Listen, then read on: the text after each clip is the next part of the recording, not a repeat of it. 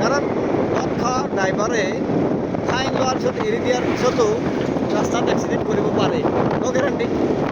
তো সেই ড্ৰাইভাৰক যদি ফাইন নোলোৱাকৈ যদি কোৱা হয় যে আপুনি আজি যাব নোৱাৰে, আপোনাৰ সলনি যদি বেলেগ কোনোবা ড্ৰাইভাৰ আছে যে সেইটো ড্ৰাইভাৰক গাড়ীটো চলাব দিয়ক, আপুনি কালি যাব, আমাৰ ইয়াতে থাকি যাব।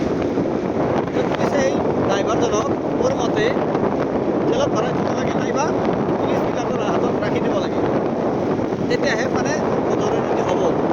আৰু যদি ফাইন লৈ কিনে এৰি দিয়ে, ৰাস্তাতটো এক্সিডেণ্ট কৰিবও পাৰে, গেৰাণ্টি কি আছে। মদৰ নিচাটো ফাইন দিয়াৰ পিছত কমি নাযায়, বাঢ়িহে যাব আৰু টেনশ্যন এটা বাঢ়ি যাব, ভাল পেলাই এইখিনি পইচা দি মদহে খাব পাৰিলোঁ হয় আৰু সেইটোহে ভাবো ড্ৰাইভাৰে, বেলেগ একো নাভাবে। সেই মদামী ড্ৰাইভাৰবিলাকক মই ক'ব বিচাৰোঁ যে সেই ড্ৰাইভাৰখিনি কমচে কম পুলিচে এইবিলাক ফাইন লৈ কিনে ৰেহাই দিব নালাগে। জীৱন চবৰে আছে, সেই ড্ৰাইভাৰে কাৰ কিমান কেতিয়া শেষ কৰিব পাৰে কোনো গেৰাণ্টি নাই। ৰাস্তাত ধৰক সেই বাছ ড্ৰাইভাৰজনে ভালকৈ যাব পাৰে, কিন্তু বেলেগ কাবাক মানে এক্সিডেণ্ট কৰাই থৈ যাব, ঠকো লগাই দিব, বেলেগ কিবা এক্সিডেণ্ট হ'ব পাৰে।